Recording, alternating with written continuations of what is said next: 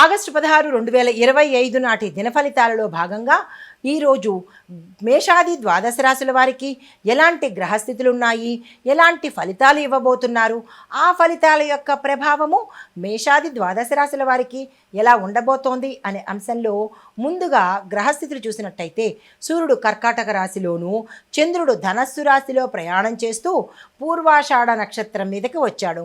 కుజుడు కర్కాటక రాశిలోను, బుధుడు సింహరాశిలో వక్రగతిని సంచారం చేస్తున్నాడు. బృహస్పతి మిథున రాశిలోను, శని భగవానుడు కుంభరాశిలో వక్రగతిలో సంచారం చేస్తున్నాడు. రాహువు మేషంలోను, కేతు తులాలో సంచారం చేస్తున్నారు. తదుపరి రాశి సింహరాశి.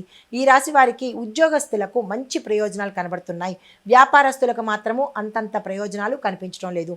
మీకు పెట్టుబడులకు కానీ లేదా విస్తరణకు కానీ వ్యాపారస్తులకు అంత ఇదిగా కనిపించట్లేదు. అంటే ఏ రకంగానూ మీకు ఈరోజు లాభం వచ్చే దిశ కనిపించట్లేదు. కాబట్టి మీరు స్తబ్దుగా యథావిధిగా అలాగే నడిపించుకున్నట్టయితే మంచిది.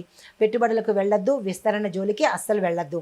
అయితే కుటుంబ పరిస్థితి చూసినట్టయితే కనుక కొంత ఉపశమనం కలిగేటట్టుగానే ఉంది.